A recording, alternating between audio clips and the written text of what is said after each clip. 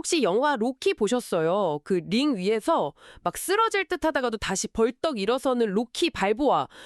진짜 감동적이잖아요? 아, 그럼요. 명작이죠. 네.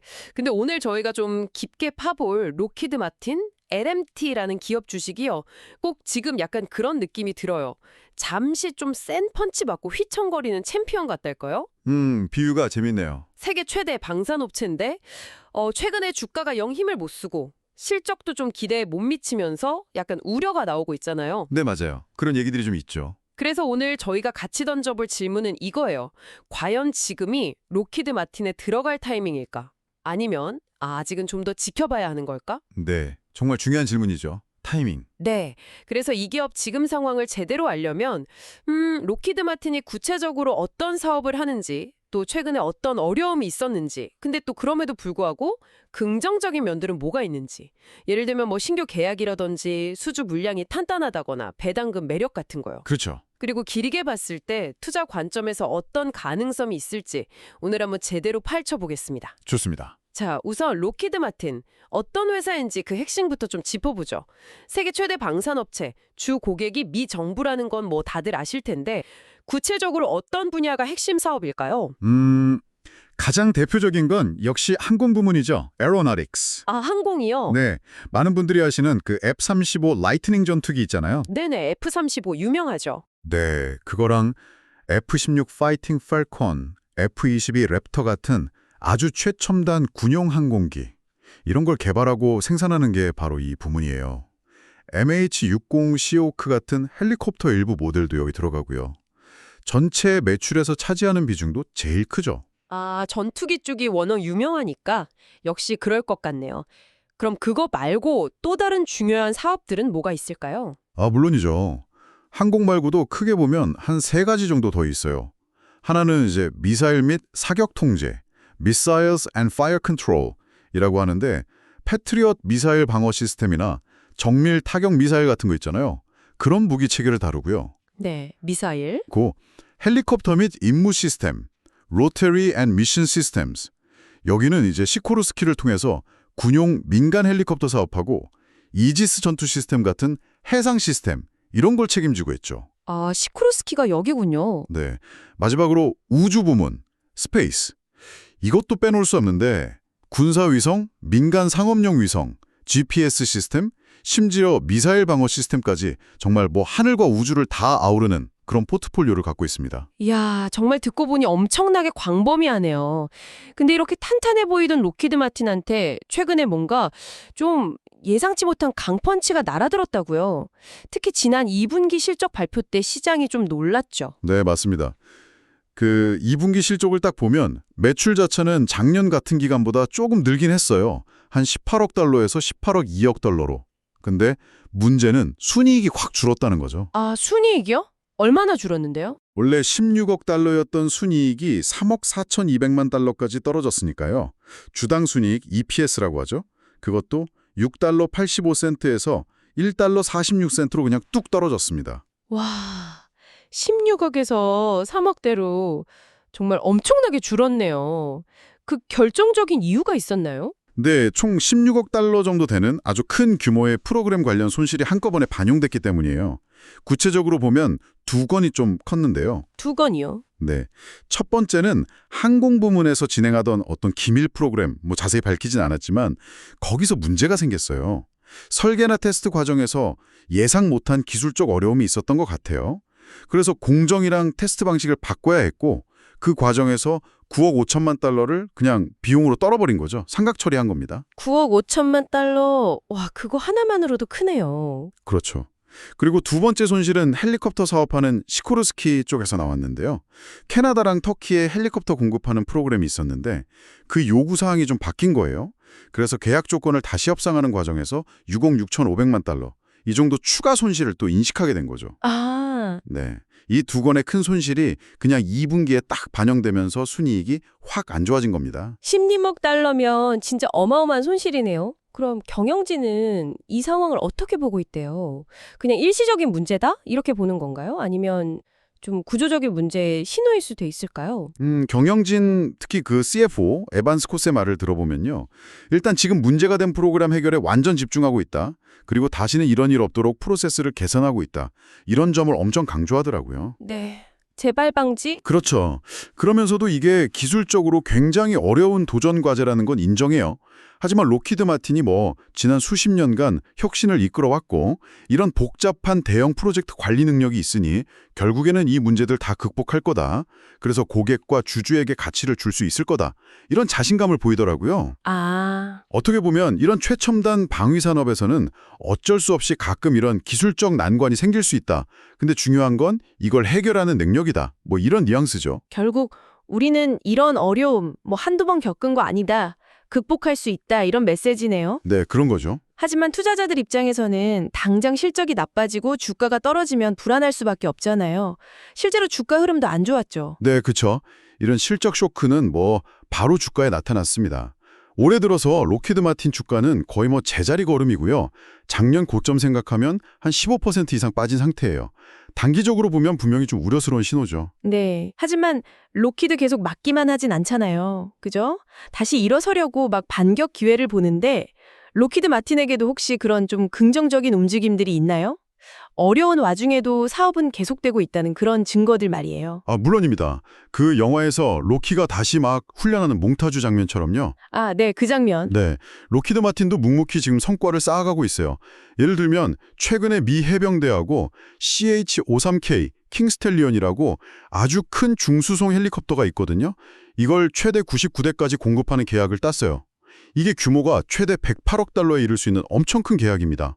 와, 108억 달러요? 헬리콥터로만? 네. 그리고 또 미 육군하고는 패트리엇 PAC-3 MSE라는 요격 미사일이 있어요. 이걸 약 2,000기 정도 생산하는 98억 달러 규모 계약도 했고 또 육군의 차세대 지휘 통제 시스템 C2라고 하는데 그거 프로토타입 개발 파트너로도 선정됐어요. 이게 또 미래 전장에서 되게 중요한 거거든요. 이야, 계속 큰 계약들이 나오고 있긴 하네요. 맞습니다. 이런 개별 계약들이 차곡차곡 쌓여서 만들어지는 게 바로 수주 잔고, 영어로는 오더 백로그라고 하는데요. 이게 기업의 미래 안정성을 볼 때 진짜 중요한 지표거든요. 수주 잔고. 네, 2분기 말 기준으로 로키드 마틴의 수주 잔고가 무려 1,665억 달러에 달합니다. 1,665억 달러요? 와, 그 숫자가 좀 감이 잘 안 오는데 그게 구체적으로 어떤 의미가 있는 건가요? 좀 더 설명해 주실 수 있어요? 이 1,665억 달러라는 수주 잔고는요. 앞으로 몇 년 동안 발생할 매출의 상당 부분을 이미 확보해놨다는 뜻이에요.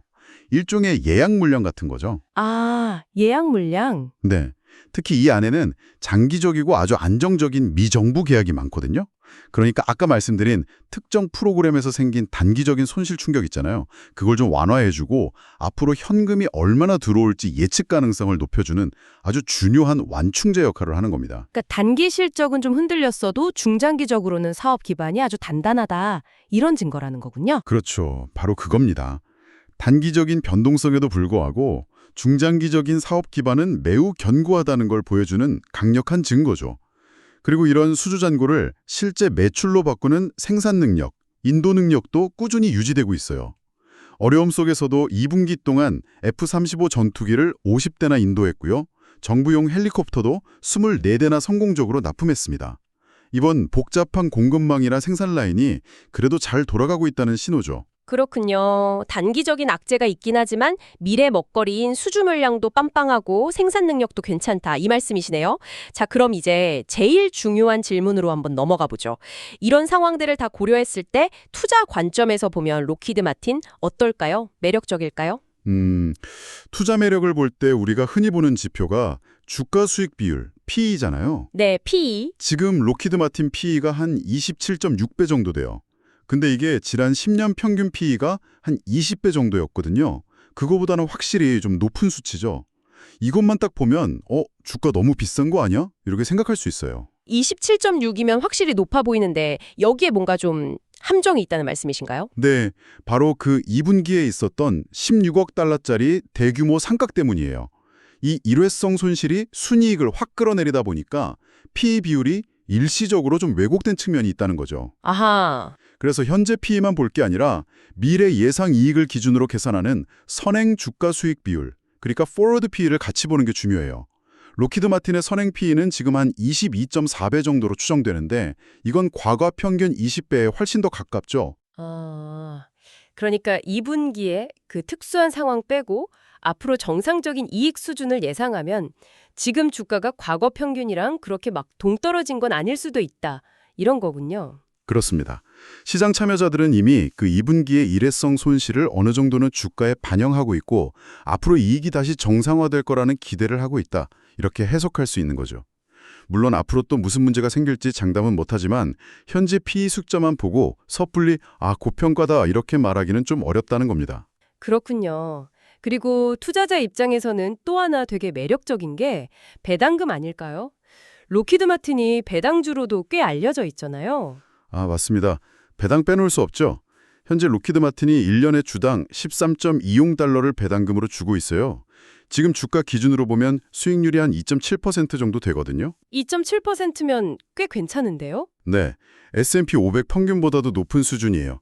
근데 더 인상적인 건 뭐냐면 지난 10년 동안 배당금을 100% 늘렸다는 거예요. 딱 2배 올린 거죠. 와, 10년간 배당금이 2배? 네, 꾸준히 배당을 늘리면서 주주들한테 돌려주려고 노력해온 기업이라는 점, 이게 장기 투자자들한테는 상당히 매력적인 포인트가 될 수 있죠. 배당금 성장률이 10년에 100%면 정말 대단하네요. 배당뿐만 아니라 주가 자체도 장기적으로는 괜찮았죠? 네, 물론 과거 성과가 미래를 보장하는 건 아니지만요.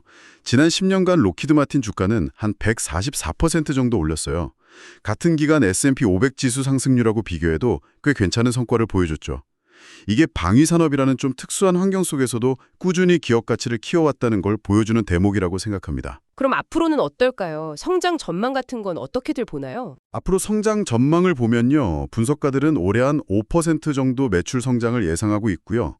2026년까지는 연평균 한 4% 정도, 그 정도의 완만한 성장을 이어갈 걸로 보고 있어요. 연 4%. 네.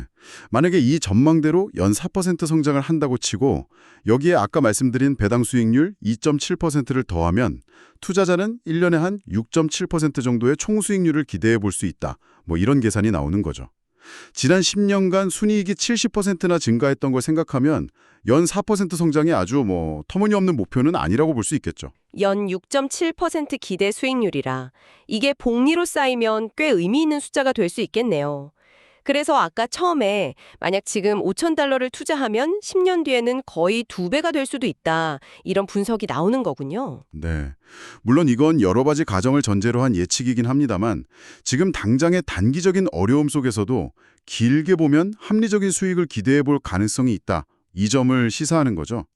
중요한 건 역시 단기적인 주가 등락에 너무 마음쓰기보다는 기업의 본질적인 경쟁력 그리고 장기적인 성장 가능성을 잘 평가하는 거겠죠. 다시 로키 이야기로 돌아가 보면 지금 록히드 마틴은 분명 링 위에서 몇 대 맞고 좀 휘청거리는 모습을 보였어요. 그죠? 네, 그랬죠. 하지만 챔피언은 그렇게 쉽게 무너지지 않잖아요. 세계 최고 수준의 기술력, 또 미국 정부와의 그 끈끈한 관계, 아까 말씀하신 1,665억 달러라는 그 엄청난 수주 잔고, 그리고 꾸준한 주주 환원 정책까지. 이런 것들이 이 기업이 장기적인 싸움을 버텨낼 아주 든든한 체력을 갖추고 있다는 걸 보여주는 것 같습니다. 네, 동의합니다. 오늘 저희가 함께 살펴본 내용 좀 요약을 해보자면요. 록히드 마틴 최근 2분기 실적에서 예상치 못한 손실로 좀 타격을 입긴 했지만 여전히 세계 최대 방산 기업이라는 그 확고한 시장 지위, 그리고 미래 매출을 보장하는 탄탄한 수주 잔고, 또 매력적인 배당금이라는 긍정적인 요인들을 가지고 있다. 이렇게 정리할 수 있겠네요. 네, 정확한 요약입니다. 단기적인 어려움에 가려진 그 장기적인 가치를 어떻게 볼 것인가, 이게 바로 지금 록히드 마틴을 바라보는 핵심 질문이 아닐까 싶습니다. 오늘 저희가 나눈 이야기들이 여러분 각자의 판단에 조금이나마 도움이 되었으면 좋겠네요. 맞습니다.